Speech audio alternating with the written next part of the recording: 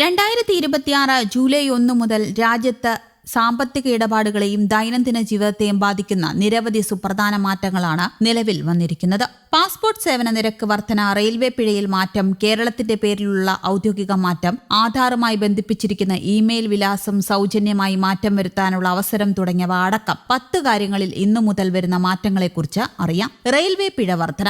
Railway നിയമങ്ങൾ ലംഘിച്ചാൽ യാത്രക്കാർ ഇനി കനത്ത പിഴ നൽകേണ്ടി വരും. ടിക്കറ്റില്ലാതെ യാത്ര ചെയ്യുക, മറ്റൊരാളുടെ ടിക്കറ്റിൽ യാത്ര ചെയ്യുക, കച്ചവടം നടത്തുക, പുകവലിക്കുക, അതിക്രമിച്ചു കടക്കുക തുടങ്ങിയ കുറ്റകൃത്യങ്ങൾക്കുള്ള പിഴകൾ ജൻവിശ്വാസ് നിയമപ്രകാരം റെയിൽവേ വർദ്ധിപ്പിച്ചിട്ടുണ്ട്. ഇത് ഇന്നു മുതൽ നിലവിൽ വരും. ടിക്കറ്റ് ഇല്ലാതെ യാത്ര ചെയ്താൽ കുറഞ്ഞത് 500 രൂപ പിഴ ഈടാക്കും. നിലവിൽ ഇത് 250 രൂപയാണ്. 2013 പിഴ 250 രൂപയാക്കിയത്. അതിനു മുൻപ് 50 രൂപ മാത്രമായിരുന്നു. മറ്റൊരാളുടെ ടിക്കറ്റോ പാസോ ഉപയോഗിക്കുന്ന യാത്രക്കാർക്ക് കുറഞ്ഞത് 500 രൂപ പിഴയും ടിക്കറ്റ് കണ്ടുകെട്ടലും നേരിടേണ്ടി വരും. സ്ത്രീകളുടെ കമ്പാർട്ട്മെന്റുകളിൽ യാത്ര ചെയ്യുന്ന പുരുഷന്മാർ 2500 രൂപ പിഴയൊടുക്കേണ്ടി വരും. പുതുക്കിയ പിഴകൾ സബർബൻ, പാസഞ്ചർ, മെയിൽ, എക്സ്പ്രസ് ഉൾപ്പെടെ എല്ലാ ട്രെയിനുകൾക്കും ബാധകമാണ്. ജൻവിശ്വാസ് ആക്ടിലെ 137, 188 വ്യവസ്ഥകളിലാണ് മാറ്റം വരുത്തിയിട്ടുള്ളത്. ധനബിൽ നിയമസഭയിൽ നികുതി മാറും. ധനബിൽ നിയമസഭ പാസാക്കുന്നതോടെ UDF സർക്കാരിന്റെ പുതുക്കിയ ബഡ്ജറ്റിൽ പ്രഖ്യാപിച്ച നികുതി മാറ്റങ്ങൾ പ്രാബല്യത്തിൽ വരും. സ്വകാര്യ ബസ്സുകൾക്കും ഓൾ ഇന്ത്യ ടൂറിസ്റ്റ് പെർമിറ്റ് ബസ്സുകൾക്കും നികുതി പകുതിയാക്കിയതും ട്രക്കുകൾക്കുള്ള നികുതി കുറച്ചതും ഇന്നു മുതൽ നടപ്പിലാകും. 10 ലക്ഷം രൂപ വരെയും 15 മുതൽ 20 ലക്ഷം വരെയും വിലയുള്ള ഇലക്ട്രിക് വാഹനങ്ങളുടെ നികുതിയും കുറയും. 10നും 15നും ഇടയിലുള്ള ഇലക്ട്രിക് വാഹനങ്ങളുടെ നികുതിയിൽ മാറ്റമില്ല.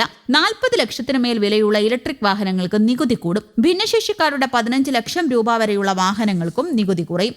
VBG റാംജി പദ്ധതി. ഗ്രാമീണ തൊഴിലിനെ വികസിത് ഭാരത് 2047 എന്ന ദീർഘകാല വികസന കാഴ്ചപ്പാടുമായി ബന്ധിപ്പിക്കുന്ന VBG റാംജി നിലവിൽ വന്നു. സമഗ്ര മാറ്റങ്ങളോടെയാണ് പദ്ധതി നിലവിൽ വന്നത്. അവയിലെ പ്രധാന മാറ്റങ്ങൾ നോക്കാം. തൊഴിൽ ദിനങ്ങൾ വർദ്ധിപ്പിച്ചു. മുൻ പദ്ധതിയിൽ 100 ദിവസം, പുതിയ പദ്ധതിയിൽ 125 ദിവസം. ഫണ്ട് അനുവദിക്കൽ. ആവശ്യാനുസരണവും അനുവദിച്ചിരുന്ന രീതിക്കും പകരം സംസ്ഥാനങ്ങൾക്ക് മുൻകൂട്ടി നിശ്ചയിച്ച വിഹിതം. അധിക ചെലവ്. നിശ്ചിത വിഹിതത്തിന് മുകളിൽ വരുന്ന അധിക ചെലവുകൾ അതത് സംസ്ഥാന സർക്കാരുകൾ വഹിക്കണം. കേന്ദ്ര വിഹിതം. തൊഴിലുറപ്പ് പദ്ധതിക്കുള്ള 30,000 കോടി രൂപയ്ക്ക് പുറമെ കേന്ദ്രം സംസ്ഥാനങ്ങൾക്ക് 95,692 കോടി രൂപ നൽകി. കേരളത്തിനുള്ള വിഹിതം 3,136.44 കോടി. കരാറുകാരെ ഒഴിവാക്കൽ. കരാറുകാരെ നിയമിക്കാനോ കായിക അധ്വാനം ഇല്ലാതാക്കുന്ന യന്ത്രങ്ങൾ ഉപയോഗിക്കാനോ പാടില്ല.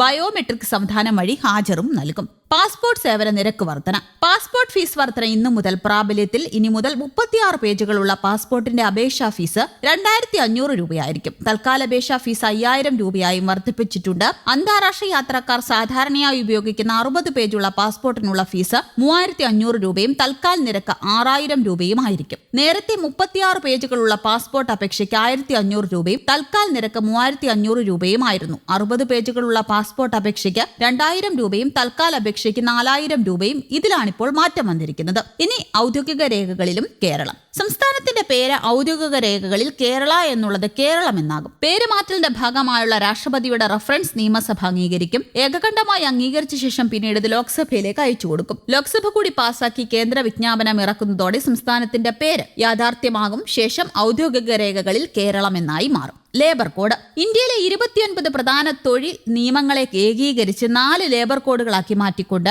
കേന്ദ്ര സർക്കാർ 2025 കൊണ്ടുവന്ന ലേബർ കോഡ് ജൂലൈ 1 മുതൽ നിലവിൽ വരും. ഇത് പ്രകാരം വേതനം, സാമൂഹിക സുരക്ഷ, വ്യവസായ ബന്ധങ്ങൾ, തൊഴിൽ സുരക്ഷ തുടങ്ങിയവയാണ് പുതിയ ലേബർ കോഡിന്റെ പ്രധാന ഘടകങ്ങൾ. ജോലി സമയം മുതൽ സാമൂഹിക സുരക്ഷ വരെയുള്ള നിരവധി മാറ്റങ്ങൾ ഇത് പ്രകാരം നിലവിൽ വരും. Aadhaar email update. Aadhaar email update പൂർണ്ണമായും സൗജന്യമാക്കിയിട്ടുണ്ട്.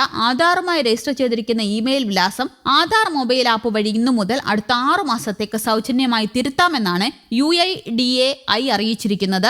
നേരത്തെ ഈ സേവനത്തിനായി 75 രൂപ നൽകണമായിരുന്നു. രാജ്യത്തെ ജനസംഖ്യാ കണക്കെടുപ്പിന്റെ ആദ്യഘട്ട പ്രവർത്തനങ്ങൾക്കായി എന്യൂമറേറ്റർമാർ ഇന്നു മുതൽ വീടുകളിലെത്തും. ജൂലൈ 30 വരെയായിരുന്നു എന്യൂമറേഷൻ. ആദ്യത്തെ 3 ദിവസം വീടുകൾക്ക് നമ്പർ ഇടുന്ന പ്രവർത്തനമാണ് നടക്കുക.